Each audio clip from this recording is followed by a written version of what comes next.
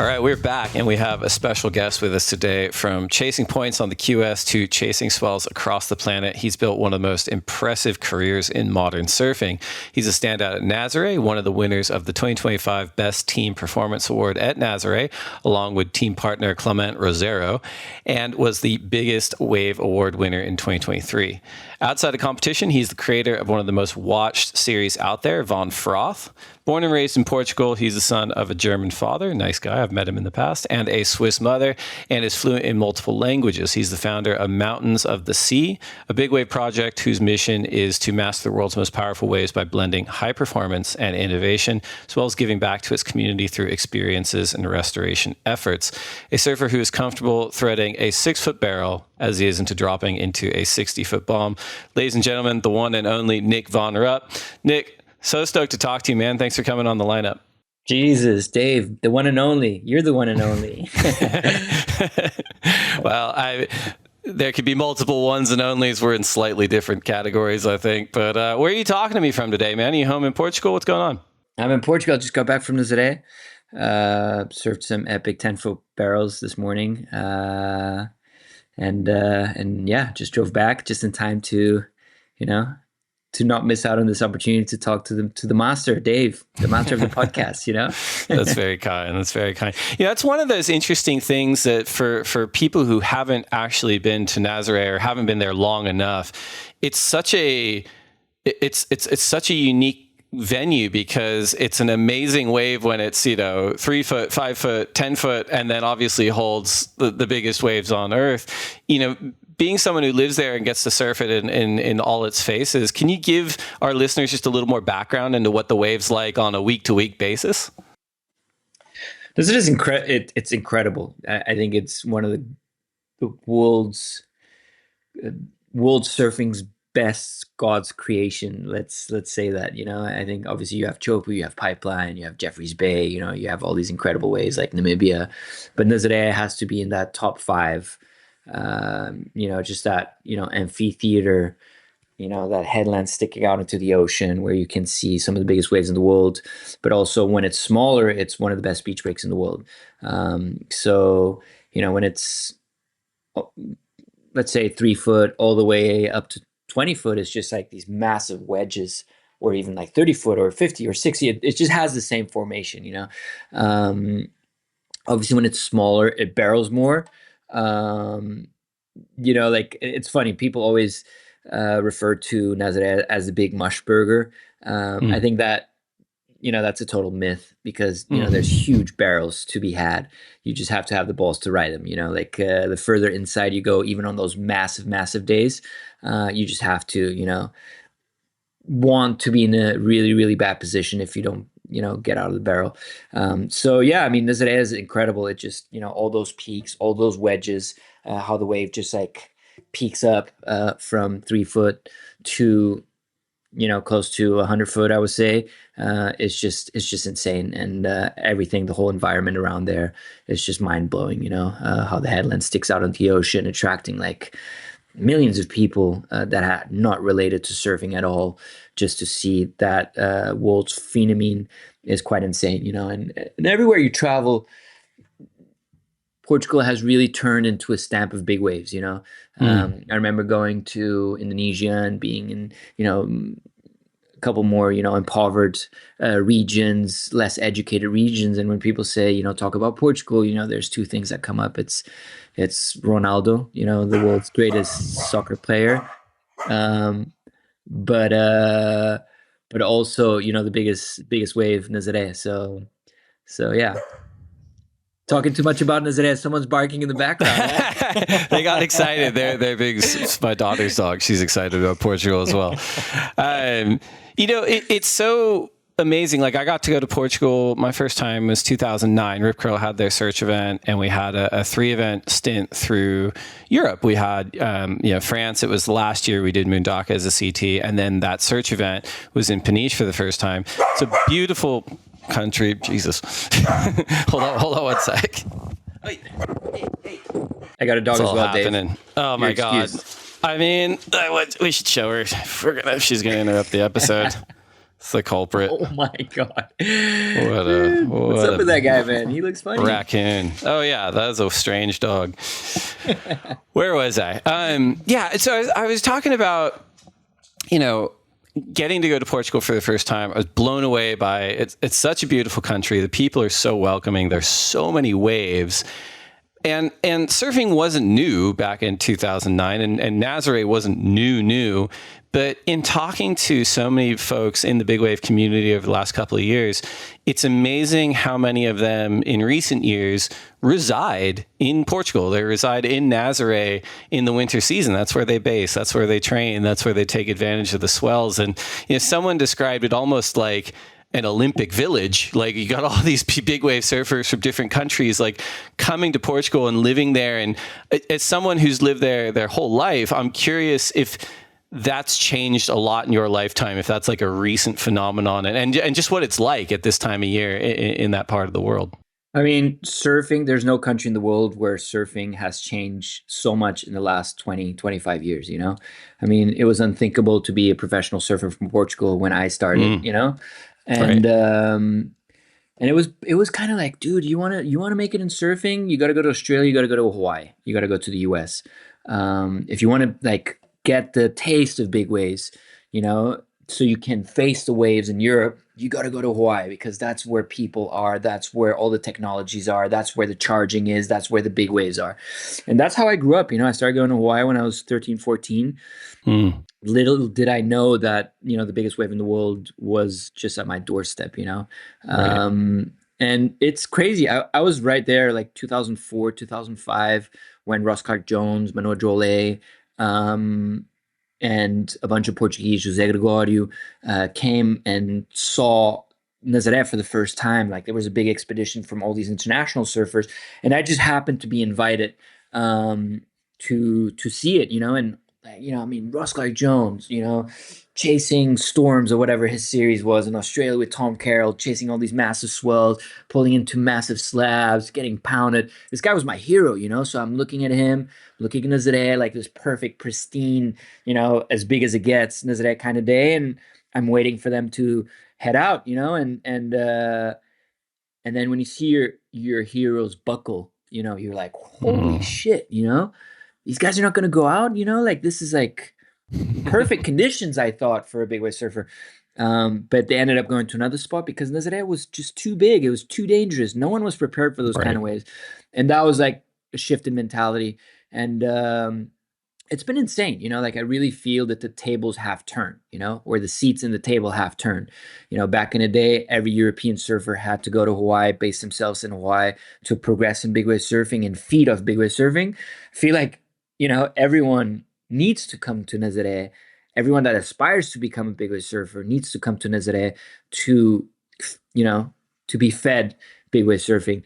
I'm not saying that Hawaii disappeared out of the picture when it comes down to big wave surfing. Obviously, you know, I mean, the legacy of the Eddie, the, you know, legacy of Jaws. Congratulations on your Eddie invite, by the way. Yeah, that's almost like a world title in itself, just being invited.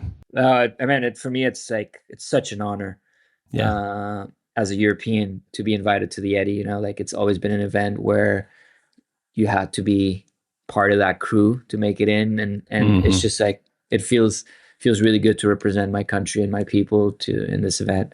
But yeah, it's just, obviously Hawaii has a huge legacy of big wave surfing, but there's no place like Nazaré in terms of consistency, in terms of hours you can spend around big waves, you know, and as challenging.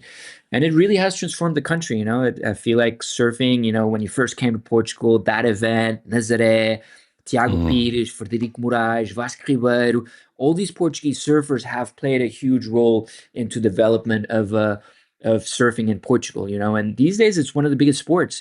People, you know, I mean, you know, Nazaré is up there with one of the most talked topics in sports, you know. So, and yeah, I mean, it's just been incredible to be a part of this and see this develop, you know, from traveling the world, telling people, oh yeah, I'm from Portugal, and people are like, what? Portugal, Brazil? I mean, where's that in South America, you know? To like, oh my God, Portugal, Nazaré, this, that, it's been an incredible shift, and it's only been positive in my eyes. That's awesome.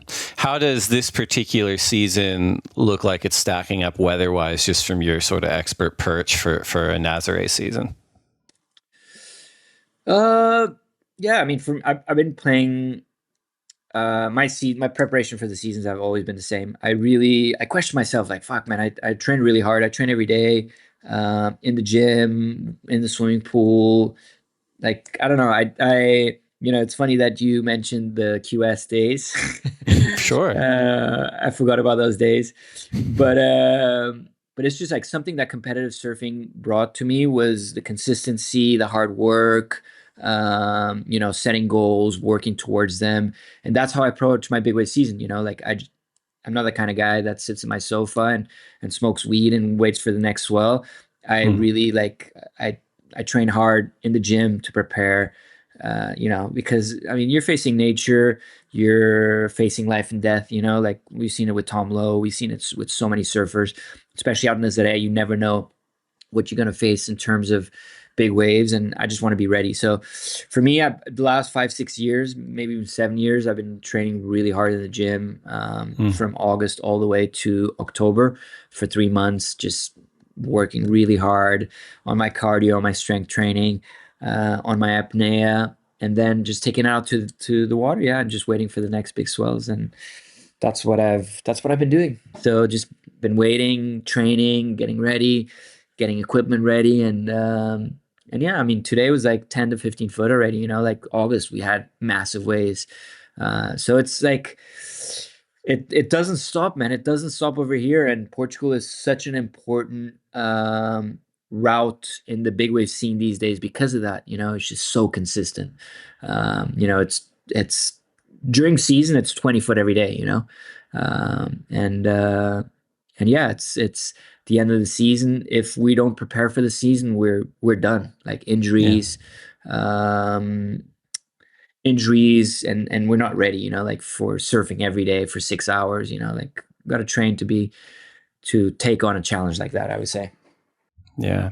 Yeah, we joke about the QS part of your career, but it is worth mentioning, like, because, whether it was like free surfing, your intersection segments that were submitted, and this is a ways back, right? Like 15 odd years ago, but like you probably within the big wave community occupy a very unique lane, because not all big wave surfers are as world class of surfers on different kinds of surfboards or like different kinds of waves. Some of them, and to their credit, like they're focused and they're specialists just on big wave surfing or just on tow surfing. But you have like quite a lot of versatility in being able to be a world class surfer, almost agnostic of the conditions. And do you ever take stock of that yourself and just kind of go, surfing 2-foot waves the way I surf 2-foot waves, actually I am learning things about surfing 60-foot waves? Or do you just treat them as almost completely different activities? For me, surfing is a therapy. I like being in the ocean, surfing, whether it's 2 foot or 20 foot, for me, like being out there is the most important. Um, Man, like I was always like when I was 14 years old when Ross came, I was there, so I find this development kind of odd, like how I ended up in big waves. But the truth is, like, I was always super passionate for the chase. I remember being in Australia or Brazil and always thinking about the swells, like, oh my God, it's gonna be offshore, it's gonna be 10 foot, So I was never really a competitive surfer, even though I did it for a very long time. I was more pushed by my sponsors to do it. I was sponsored by Nike. I was sponsored by Sure, yeah. Monster. Like I was part of a generation where, like, okay, competitive surfing, you got to win heats, you got to do this, that. But that's not where my heart was.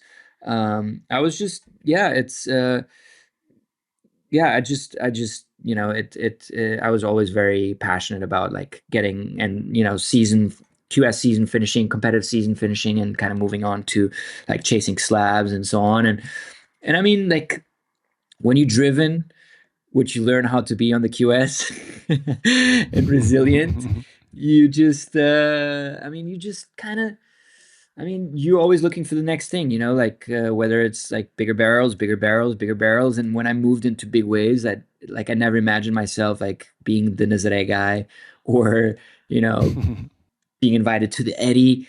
I wanted to kind of like what I wanted was I wanted to ride massive barrels. That's what I wanted. I wanted to bring my slab approach to bigger and bigger waves. So like my goal when I started surfing big waves, and it was very much driven by, the inspiration of Tom Lowe, for instance. First time I went to Sure, yeah. Nazaré to paddle big Nazaré, like I was with Tom Lowe. He was staying in my house. He brought me there, and that was kind of the introduction. You need kind of those people. And I was just well surrounded, like João Macedo, Tom Lowe, being invited to those like Ross Clark Jones days, to check out Yeah. Nazaré, and like when you're surrounded by the right people, it just pushes you to go further. But my goal was really to, get barreled at Mavericks at the left, like get barreled at Jaws. That's how I got into big waves, and then started paddling Nazaré, bigger Nazaré, and then started grabbing the rope, and then learned the joy of what it feels like to ride a big wave on a towboard, and but for me, it's like I want to be the most complete surfer. You look at guys like John, like fuck, he's good at everything. Like put him at Nazaré, dropping down a huge wave, he'll be good at it. And that's what really inspires me. I want to be able to do an air. I want to be able to get barreled and ride a massive wave as well. That's kind of like that's what inspired me over the years.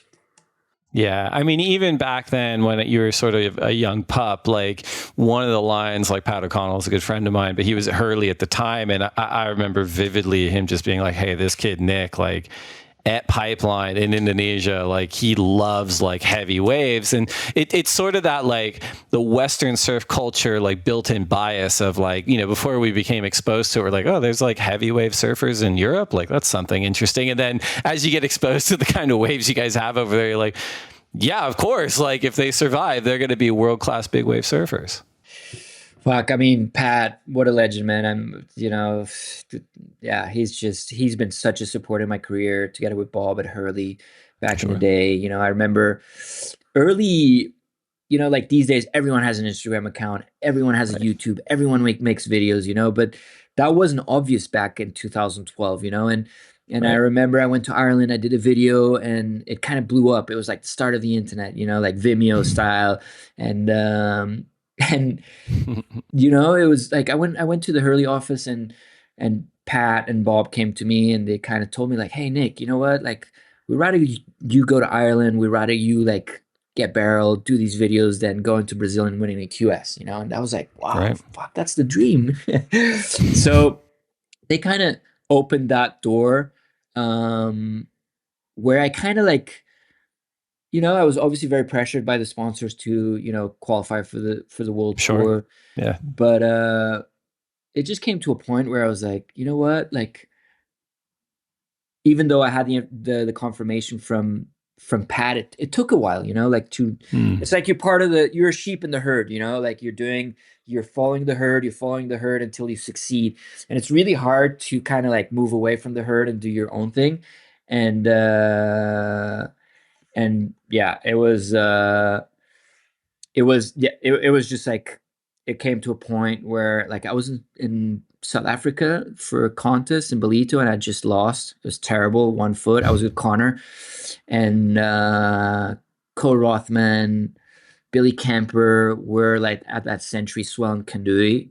And I was like, what the fuck am I doing? Like this, I mean, those days are over, So yeah, that was the shift. I just said, fuck it, whatever my sponsors think, I'm just gonna move on and follow my heart. And yeah, it was really also like supported by Pat and Bob and all those guys, that those guys have had such an impact in the surf industry and my career as well, So yeah, forever grateful.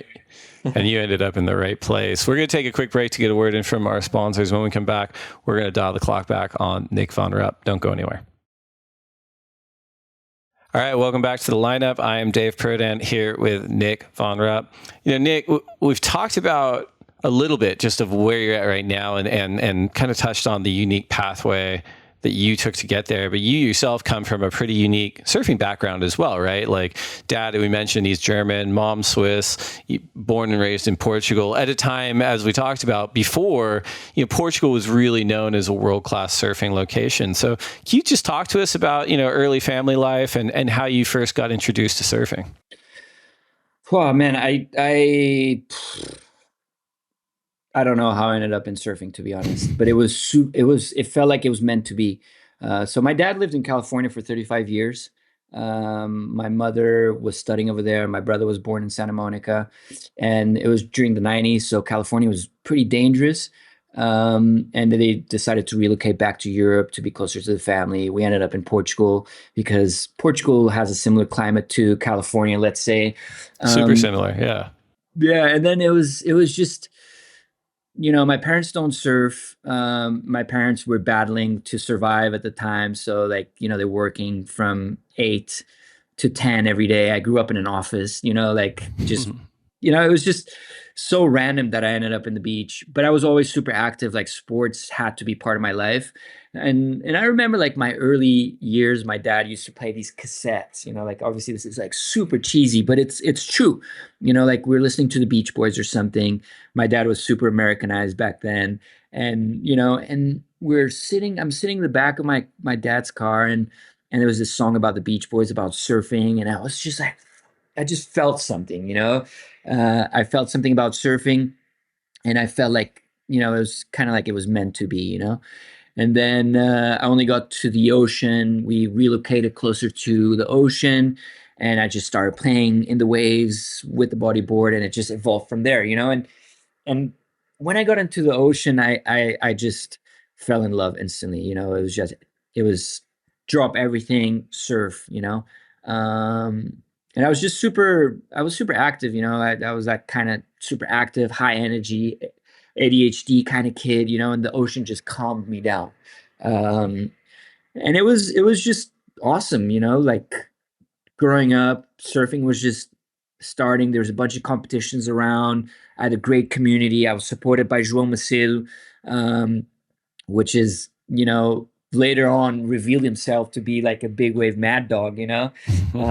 But he was just a great influence, and uh, and it was the year Tiago Pires also finished second at the sunset event, and I Yep. remember like my first winter driving to the beach, like super excited about surfing. It was freezing cold in December, and the thing was like, oh my God, Thiago just made it to the finals, on an international competition. And, that was a big driving force.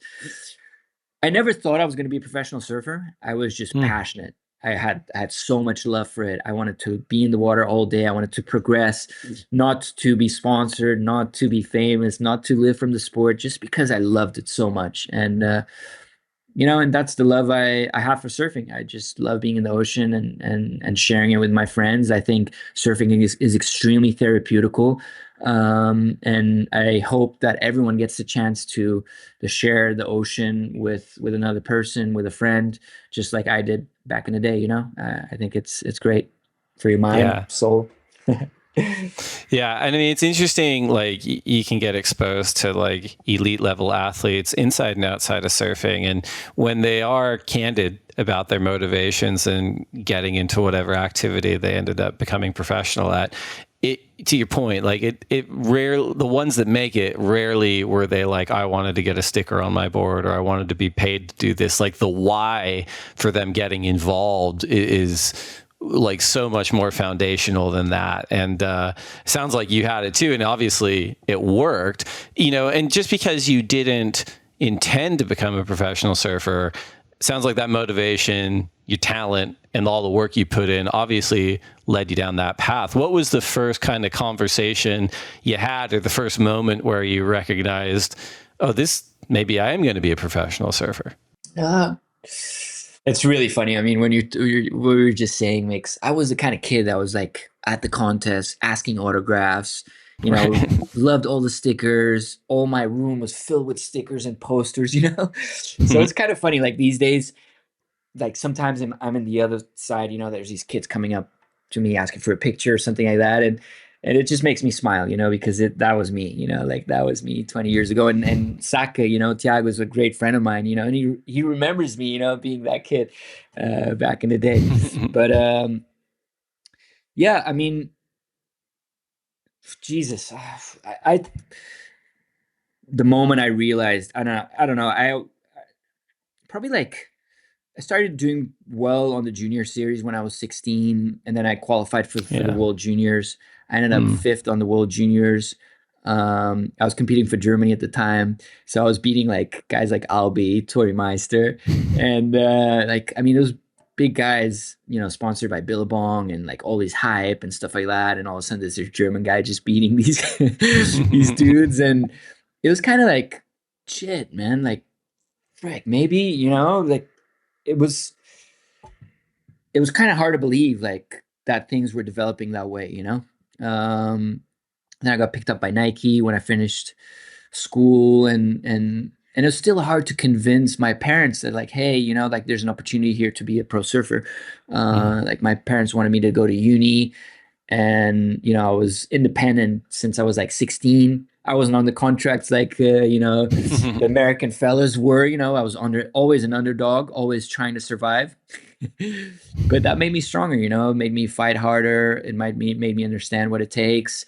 And yeah, I'm still here somehow. Yeah, the German thing I remember because Marlon Lipke was another surfer, German surfer, lived mostly in Portugal, trained in Portugal, did qualify for the CT. But for sure, both you and him, and I mean, obviously everyone that's come in your wake from Germany and representing Germany on the global stage is everyone thinks twice about it. They're like, this kid from Germany's, I'm losing to the kid from, I didn't even know they had waves in Germany. What's going on? And it's probably like that extra beat for them to be like, oh yeah, Portugal, of course. Yeah, I mean, like the Lipkes had a huge influence in my life. I mean, we had similar backgrounds. Our parents are Germans. We both were born and raised in Portugal. And he was my hero growing up, like watching him surf, watching him like slay at night and during day, just the ultimate good looking slayer, ripping through, qualifying, and that's who I wanted to be, and that's why I competed for Germany. And yeah, later on in life, I kind of, decided to move back to Portugal or compete for Portugal because that's where my surfing's from. That's where my heart's from. Sure. That's what my education is. But yeah, those early days competing for Germany, traveling around the world by yourself for the ISA World Juniors, being the only German competing, it was like pretty terrifying, like, Right. like everyone's teamed up, team Hawaii, team Brazil, team Australia, and all of a sudden, there's the lonely German, you're just competing by himself, and but it just makes you stronger, makes you stronger. Yeah. I like the way you put it earlier, and I'm going to butcher it, so you probably have to repeat it. But what you talked about, like the difficulty and how scary it can be moving away from the herd and being one of the first to do that. But it feels like, as you pointed out through the early Vimeo stuff, I don't even want to say like moving into big wave surfing as it was always there, but probably like prioritizing the big wave part of your multifaceted professional surfing approach with big wave, and also like content series like Von Froth. Like, how intentional were all these moves, or as maybe it was more of you were just sort of following your passion and things that interested you, and then sponsors were responding, fans were responding, viewers were responding. I'm just curious how intentional it was. My career was 100% fueled by passion. That's it. Like, following a path in professional surfing was led by passion in surfing. I always really enjoyed creating content. I mean, even in school, I always used to film with a little camera. I traveled the world with a little camera, and making my own iMovie movie videos was something that I enjoyed. And then there was just there's all of a sudden there's a platform where you can put them. All of a sudden there's websites, like, and it just happened that way. Like it was. I think where there's a will, there's a way, and my career was really driven by will. I loved surfing. I wanted to be a pro. I wanted to live this great life of being in the ocean and training, and then and then it just came that moment, as I told you, in my career where I just said, fuck the competitions. I'm just gonna be a free surfer. I'm just gonna Right. chase videos, waves, barrels, and then all of a sudden there's Nazaré that comes into the picture. Like the biggest wave in the world, and I think there's always been challenges throughout my career, and I've always was willing to face those challenges, whether it's getting barreled in a 6 foot wave, or surfing a gnarly slab, or surfing a bigger wave. And that was another challenge in my life. Like all of a sudden I'm sitting there on a jet ski. I all these big wave surfers are going to surf Nazaré, Jamie Mitchell, Garrett McNamara, Andrew Cotton, Tom Lowe, like flying from all over the place. And I'm part of it all of a sudden, like I'm in there, I'm on a jet ski, I see these massive waves, I'm out on the lineup, and I'm like, fuck. I mean, I've never been so scared in my life. But I, I don't know, you just do it, like you face your challenges, you face your fears, and you just move on for the thrill of it, for the excitement. And all of a sudden you're in Nazaré, you're surfing big waves in Nazaré, you're taking wipeouts, you're pushing the level. And at the same time, Nazaré is growing. And you just start being a part of it, and yeah, that's kind of like how the career developed. That's how my career developed in Nazaré. It wasn't planned, but I think it was just the thrill, the will, the open-mindedness, and being okay with facing your fears that led me to writing Nazaré. It's not like that I grew up towing in where like that's not part of my DNA. That's not part of my education. It's just like, it just happened. It just happened. And I was up for a ride, let's say. Yeah. Yeah, some of our listeners of a certain age bracket, my own included, will remember. But Taylor Steele years ago had that intersection competition where he's always been a surfer segment based filmmaker, and this was interesting. Sort of early days of surfing in the internet, and surfers were encouraged to submit their own segments, and we all got to watch them online, and we all got to vote like who we liked and who we didn't like, and it was really, really cool. And one of the things that's seared into my mind about your early segments is just, well, I mean, goofy footers, let's start with that. That's positive. But secondly, like how fast you surfed, how stylish it looked, and for me, as like a fan of one, how versatile you were. It was forehand, it was backhand, it was tube riding, it was on rail, it was in the air, it was beach breaks, it was huge waves. And if someone goes to your Von Froth page, there's an element of that too, right? It's like a lot of these sort of big wave content series will be a lot of big waves. That's cool. But you're talking to other surfers, you're going to Skeleton Bay and getting the longest barrels on earth. You just released Chasing Iceland last week, where I have no idea how you're able to surf so fast in so much neoprene. That looks insane. It's just really cool. And again, I understand it's like passion based, but like I just wanted to spend some time talking about some of the unique experiences you've had putting that content out there, because it's not all just one thing. Like it's almost as many bites at surfing as you could take a look at. Fuck. Thanks. I'm extremely flattered. I mean, you're obviously very experienced in surfing, and it means a lot. Usually I'm on the other side. I got a little podcast going on that I bring guests on, and it's me telling them how great they are. So I feel a little bit embarrassed here to hear those great words from you. But what was the question again? Well, I kind of rambled. It wasn't a great question, I guess, as far as questions go.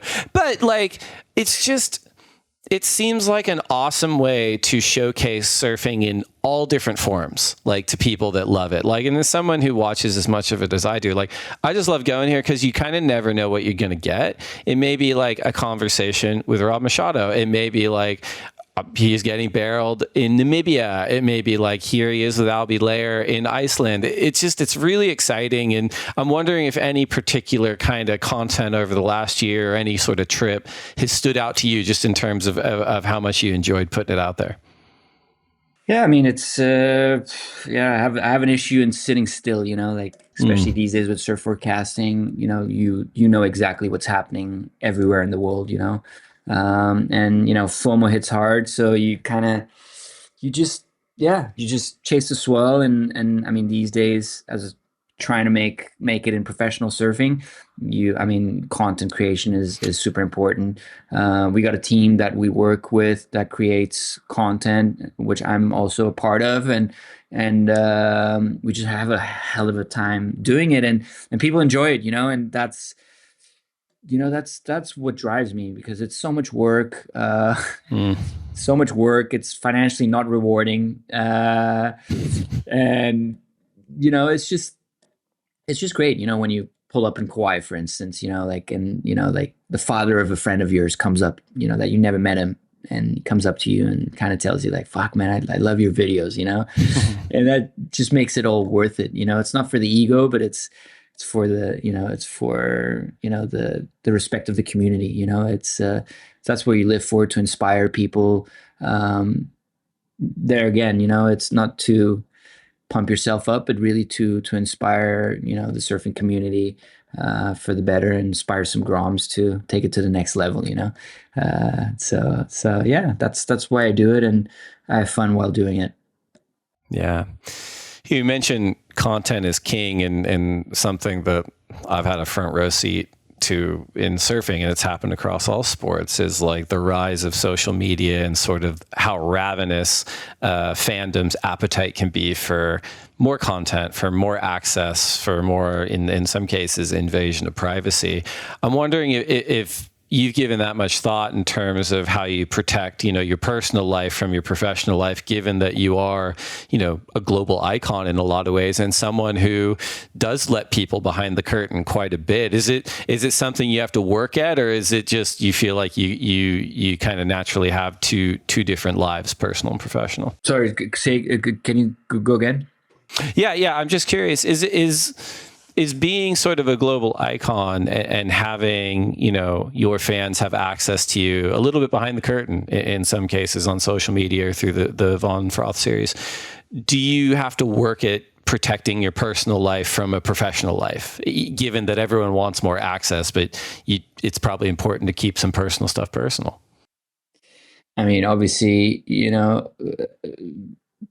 there's some, obviously everyone has a bit of dust under Mm. the curtains. I'm an open book, to be honest. Like the person you see on my social media, uh, that's exactly who I am. Like there's nothing I hide. It's very straightforward.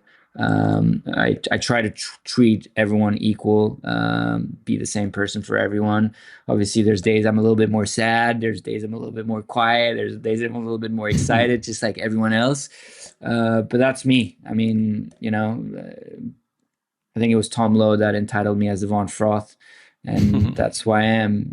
I'm just frothing. At least I used to. I mean, started the Von Froth almost 6 years ago when I was 29. I'm 35 right now, so calming down, older, wiser. So It's a different kind of froth. It's a potent froth in a certain direction. I like yeah, it. but I So, mean, it's pretty. I mean, we're talking about the surfing world. Like yeah. people are cool.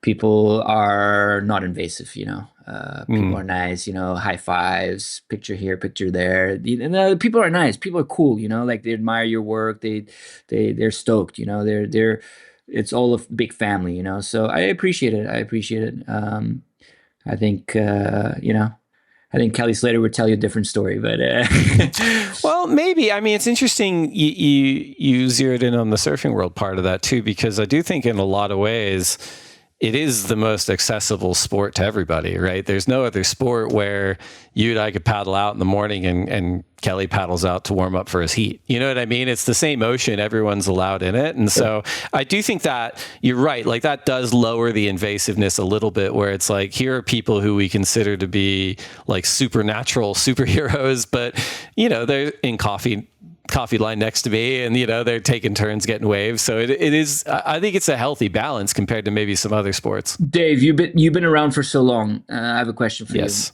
you. mean, I feel like icons don't exist like back in the day, you know? Mm-hmm.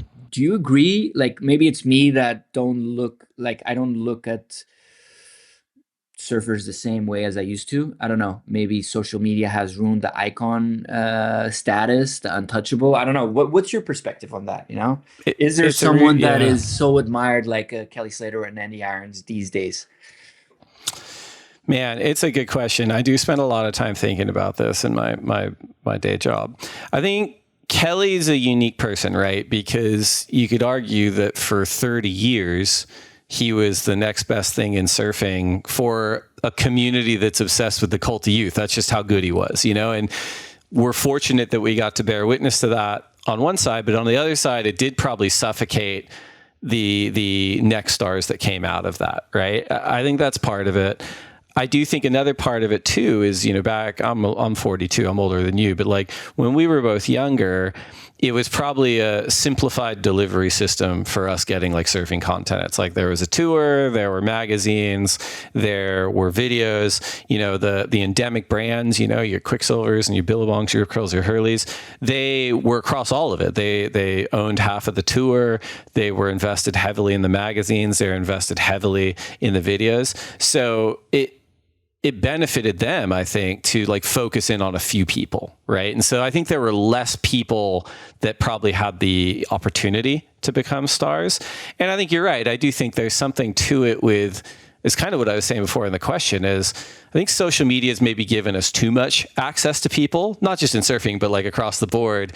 And it's eliminated a bit of mystery around some stars. You know, some people like overshare and you're like, okay, but yeah, I don't think there's one answer, but I agree. I do think it was probably more potent, you know, a few years ago. But on the other side of it too, I could argue that Gabriel Medina might be the biggest star that's ever existed in surfing from a metric standpoint.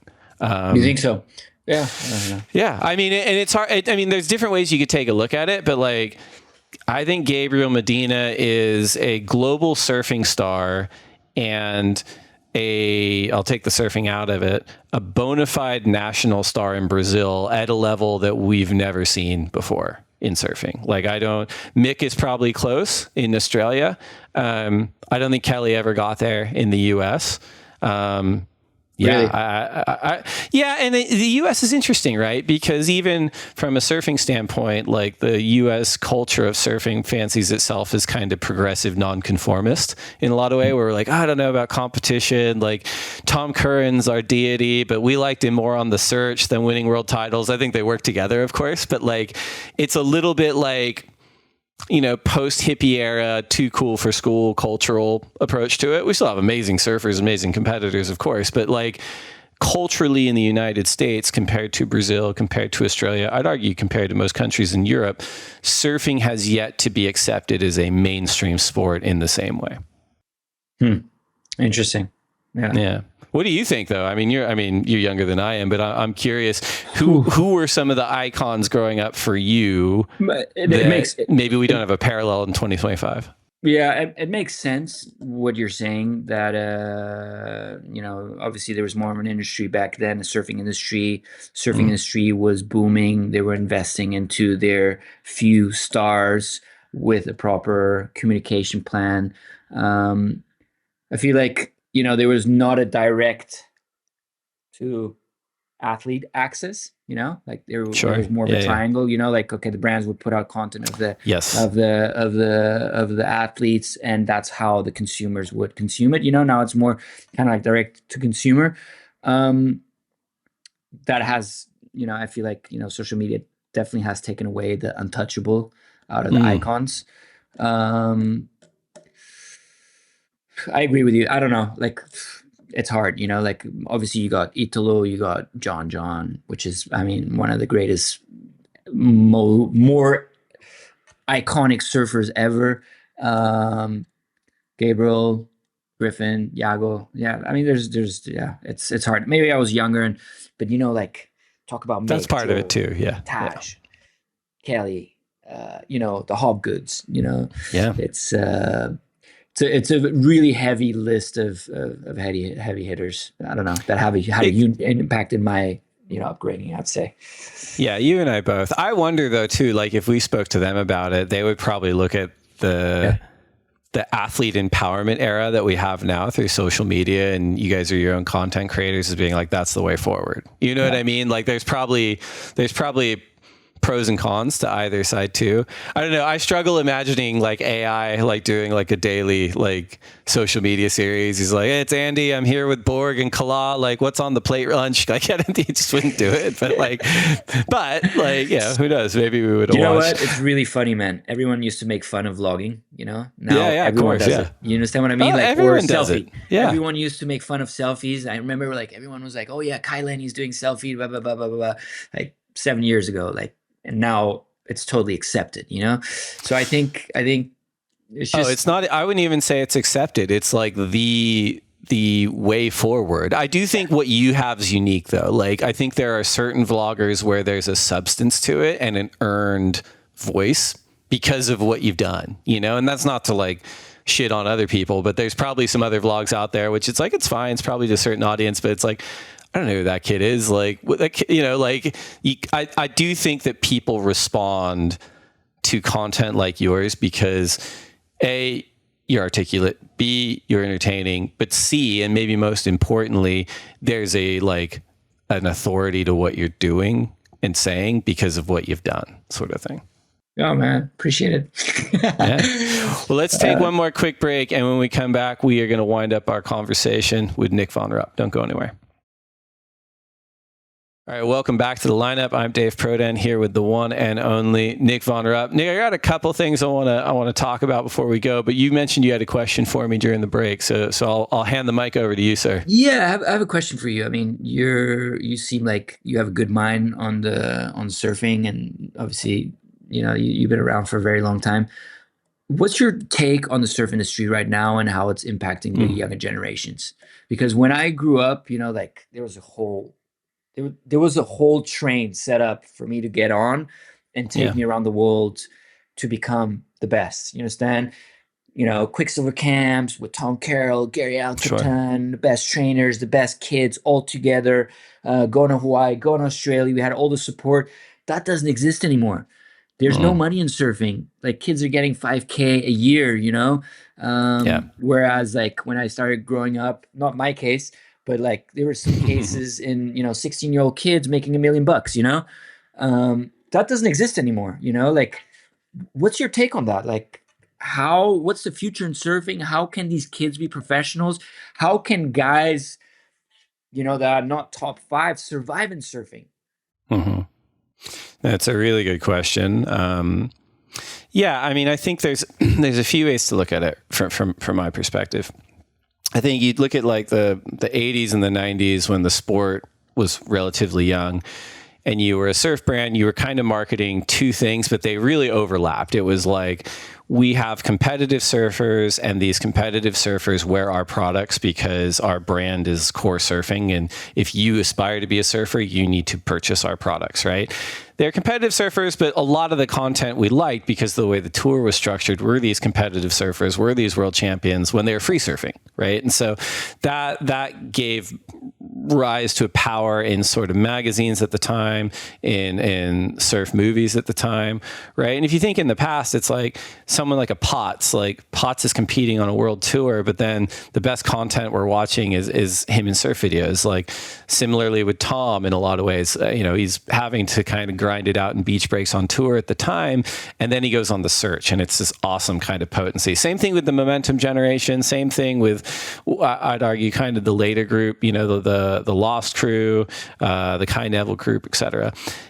All of that, I think, lent itself to an industry where surfing was still anti-establishment, and it was still, at least perceptively, and it was still small enough to make an impact as a subculture. And all these brands did so well, almost in spite of themselves. They got so big, and when they got to a level that was really big, even for them, I think they got a little bit panicked, and they said, okay, we are now at let's just make it up, like we're making $250 million a year in revenue. This is way too big for me, brand founder who started stitching wetsuits together, board shorts together in my garage just so I could go surfing, right? It's awesome that we're here. We need to bring in a ton of people from other industries that operate brands at this level. And it wasn't really the wrong approach, but I think what happened over that time is you had the brands grow bigger and bigger. They started becoming publicly traded. They got over leveraged in brick and mortar. And when the global financial crisis of 2008 hit, all those dominoes started to fall. And you combine that with the information access through the digital age, and surf consumers and aspirational surf consumers are looking at what used to be these really core brands, and they're like fighting it out in the New York Stock Exchange, and they're getting like leveraged buyout, et cetera, et cetera. I guess it's a long way of saying, I think and I'm not blaming anybody for the decisions they made. They started stepping away from the reason they started doing it in the first place. And then the consumer noticed. And I think there's been a lot of good stuff that's happened since then. Some of that's been the emergence of new brands, but those new brands, they're not at the $2 billion a year valuation like some of the big brands were, probably back when you were getting, paid to go on trips and stuff. And some people, as you said, were getting billions of dollars at 16. So broadly, I think the industry is in a bit of a reset. The good news is that I think surfing is more popular than ever. I can speak, at least from the WSL standpoint, we had like our best year ever in terms of viewership, and we did it in a year where, Carissa, Steph, John, and Gabe were having the year off, right? And so I think the energy's out there. I think the appetite's out there. I think the industry is going through a little bit of a reset. And I think you're right. Like I think investing in the youth and giving them a pathway to become a professional surfer is a formula that's always worked. We're just kind of coming off of I wouldn't say bottoming out, but like a dip in terms of potency. Yeah, but it's like, I wonder if there's going to be a lost generation, because question. You can only be a Gabriel Medina or Jack Robinson if you're supported in the right direction. You understand? Absolutely. Like being with the best, traveling the world, doing the Mentwise trips and stuff like that. Yes, that's not happening right now. So absolutely. Or maybe we're it saying is that about like young people. guns. Like we're like, imagine those young guns trips. Like they haven't happened for 15 odd years. I'm curious, like on this particular topic, like. You do see it in other sports too. Like everyone's obsessed with a mid-teenager that could be going pro, right? Like the Arsenal had, I think Max Dowman played like his first game not too long ago. He's 16 or something, 15. But, more often than not in surfing, you see brands paying out a lot of money to really young surfers, and they're not the ones that end up winning world titles. And I'm curious, as someone who was around that so closely, like, what do you think about, even if the industry gets back to a place where it's like dominantly flush with cash, what do you think about paying, like how young should surfers get paid? Maybe that's the best question.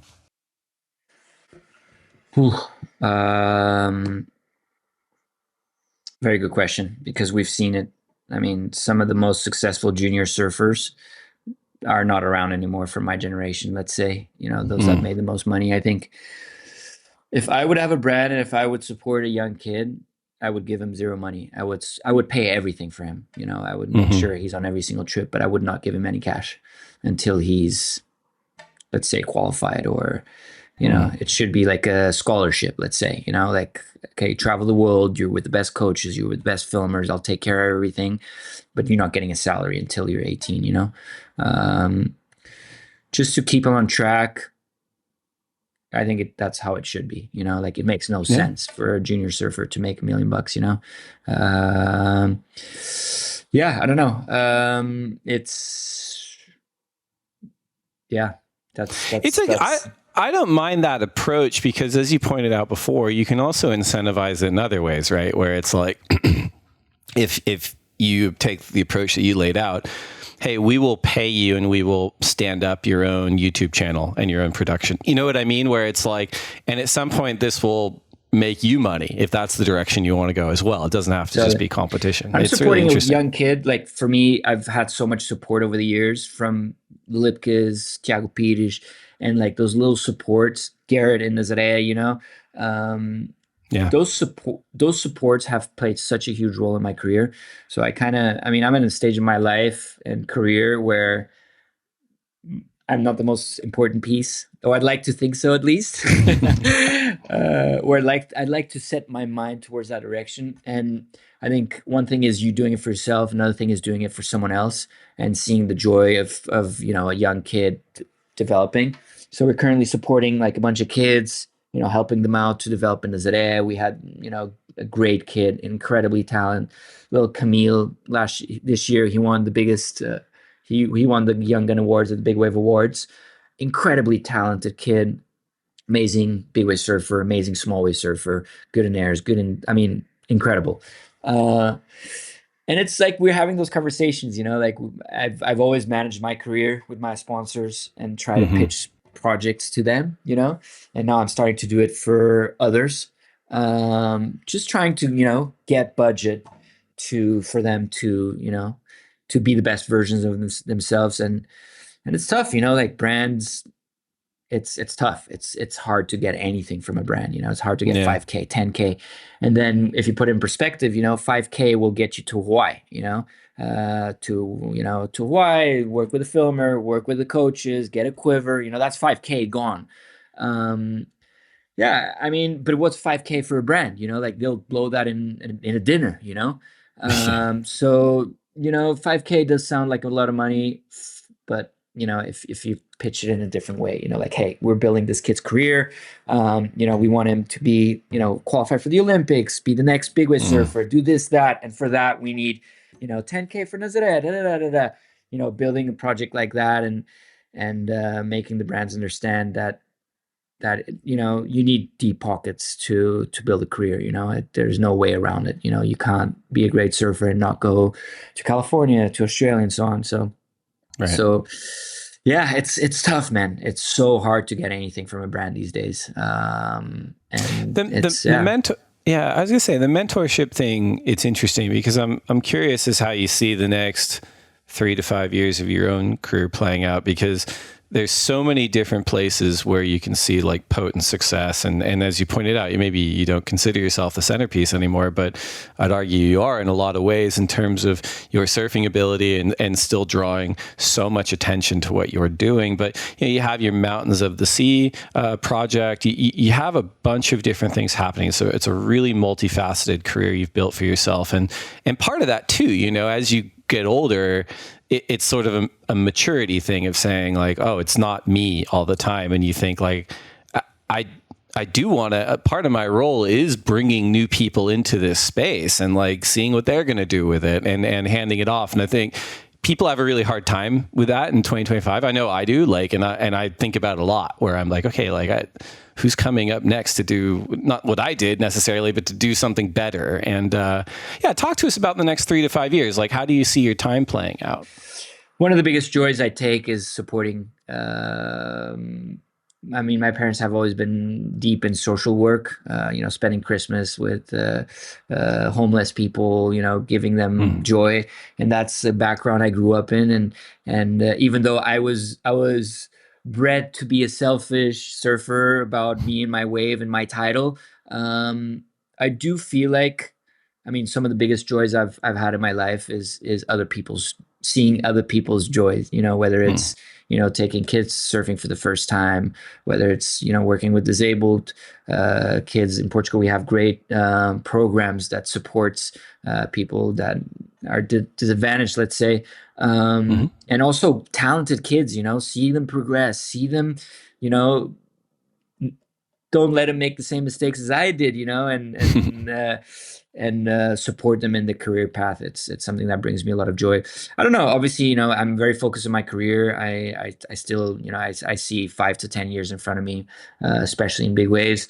And look at Twiggy. The guy's an animal. He's 50 something years old, man. The guy's he's on a different level. So I think big wave surfing you can have definitely a longevity of career. But I also want to. I'm in a comfortable place. I want to push. I want to keep pushing for sure. But I also want to be able to help. Push with positive vibes, with people around me, with younger generations. That's my goal. Like I want to do it with a smile on my face and giving back. Because that's my obligation. I had so many mentors that have given me so much, and and I know the impact that had on me. So that's my goal. I want to really support, younger generation, and especially a place like Nazaré, man. If it wasn't for Garrett, if it wasn't for Uval, if it wasn't for Cody during those early days supporting us to get out there, I would probably not be a big wave surfer. So I want to also have that impact on the younger generation, and help them out. I think that's it. Well said. Before you go, we put out a feeler for questions at the Lineup Pod on Instagram. We got a bunch back for you, but we've whittled them down to 3. First question is from @Sanspit, who asks, when riding big waves, what is more difficult, front side or backside, and why is that? I mean, one of the biggest challenges is to ride backside with a huge board, a 10-6. Like, it's so hard to carve a big board through the bumps, through the steep drops. A lot of times I have dreams at night of riding jaws on my forehand. I mean, backside, it's so hard, like you're looking into this massive wall. So yeah, I mean, riding front side on a big wave is definitely a huge advantage, I would say. And I think every big wave surfer would agree with me on this one. Yeah, I wish I would be regular for certain spots for sure. Next question is from @Hello, I am Joe E, who asks, when's the next episode of the Von Froth podcast dropping? Oh shit, man! I have so much fun doing podcasts, and usually I'm in your position, Dave, just asking questions and digging through, people's careers, lives, and I've had Rob Machado, Tiago Pires, great friend Freddie Meadows, Nicholas Schirmer. Yeah, it's I love doing them. It's just getting the right people on it. I feel like that's the challenge. And but yeah, we'll hopefully this winter we'll get a couple good ones going. And last one we picked from the At the Lineup Pod community is from @DMI_Den22, who asks, how do you channel serenity if all signs are pointing to it being a bit gnarly and you're stuck?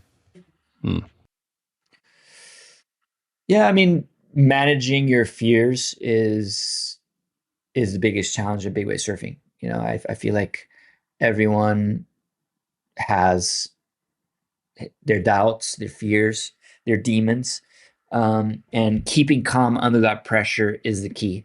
So obviously preparation super important for me. Feeling prepared, feel like I'm on top of my gear, I'm on top of my preparation, I'm on top of like the people I'm working with. Just giving me that extra confidence to face my fears and know like, fuck, I've done the work, I've worked hard for this moment. And that comes with experience. Like you start here, you start getting barreled at 6, start with 6-foot barrels, and you move on to 8 to 10, and then you keep moving forward. So you need to do that homework of gaining that experience and that confidence, and just keeping calm. Like trusting everything around you, breathing deep, and knowing, acknowledging that you are in, feeling the fear, and that you're there to overcome it. That you're, having the drive to overcome it. Letting fear be your fuel to move forward, and not, and assessing the risks as well. Acknowledging the risks, assessing the risks, so you can then overcome the risks. And that's what we do on a daily basis. Like when we were going out to Nazaré, it's never, you never get used to it. It's a constant, and yeah, just got to keep moving forward with all safety possible, let's say. Great answers. Thanks to everyone who wrote in at the Lineup Pod. We're now down to our final segment. It's the lightning round. So these are 10 questions for you to answer as quickly as you can. If you could only have one board set up for the rest of your life, single fin, twin fin, thruster, quad bonzer, or finless, which would you choose? Thruster. Coffee or tea? Tea. Burrito or pizza? Ooh, pizza. Last book you read?